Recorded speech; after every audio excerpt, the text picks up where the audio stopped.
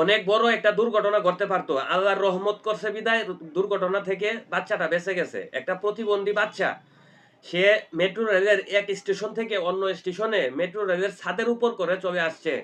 অথচ ওইখানে যারা দায়িত্বে কর্মরত দায়িত্বে ছিল, হ্যাঁ, তাদের কোনো খবরই নাই, তারা কিছুই টের পায় নাই। যখন কিনা অন্য স্টেশনে এসে ট্রেন থামছে, তখন ছেলেটাকে তারা দেখছে, তারা ওখান থেকে মানে ধরে নামাইছে। কিন্তু যখন কিনা বাচ্চাটা আপনার স্টেশনে মানে যখন ছাদের উপরে উঠছে, তখন তারা কোথায় ছিল? ওই স্টেশনের দায়িত্বরত মানুষগুলা কোথায় ছিল? যে আপনারা যে দায়িত্বে অবহেলা করে মাস শেষে যে বেতনটা পাচ্ছেন, হ্যাঁ, যে সাধারণ মানুষের ট্যাক্সের টাকায় যে আপনাদের বেতন হয়, একবার কি সেই জিনিসটা চিন্তা করেন আপনারা যে আপনাদের বেতনটা কি হালাল হচ্ছে নাকি হারাম হচ্ছে? আপনাদের বেতনটা কি হালাল হচ্ছে নাকি হারাম হচ্ছে? এই জিনিসটা শুধু একবার চিন্তা করবেন।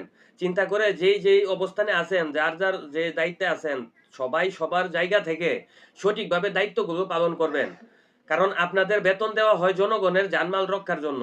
এখন ঠিক আছে, একটা প্রতিবন্ধী বাচ্চা, সে হয়তোবা বুঝতে পারে নাই, সে মেট্রো রেলের ছাদের উপরে উঠার সুযোগটা সে পাইল কিভাবে? আপনারা কোথায় ছিলেন?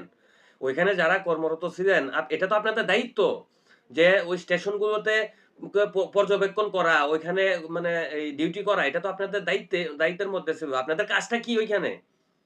তারপরেও একটা বাচ্চা আপনাদের চোখ ফাঁকি দিয়ে সে কিভাবে ছাদের উপরে উঠে? এটা তো কোনো প্রশ্নই আসে না। আপনারা কোথায় ছিলেন? কি করছেন আপনারা? আজকে একটা বড় দুর্ঘটনা ঘইটে যাইতে পারতো। আজকে অনেক বড় একটা দুর্ঘটনা ঘইটে যাইতে পারতো। একমাত্র আল্লাহর রহমত করছে বিদায়, হ্যাঁ, বাচ্চাটার কোনো দুর্ঘটনা ঘটে নাই। বাচ্চাটা কিন্তু অরিজিনালি প্রতিবন্ধী।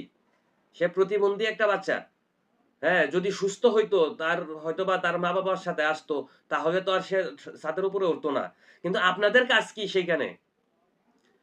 ভিডিওটা প্রচুর পরিমাণ শেয়ার করে সবার মাঝে ছড়িয়ে দিন, যেন যে যার দায়িত্বে আছেন সবাই যেন যার দায়িত্বে থেকে দায়িত্বগুলো পালন করে, দায়িত্ব অবহেলা না করে। আর এই ধরনের ঘটনা যেন ২য় বার আর ঘটার সুযোগ না হয়। সবাই যেন মানে সতর্ক থাকে সবার জায়গা থেকে। তো সবাই ভালো থাকবেন, সুস্থ থাকবেন। আজকের মতো ভিডিওটা এখানেই। আল্লাহ হাফেজ।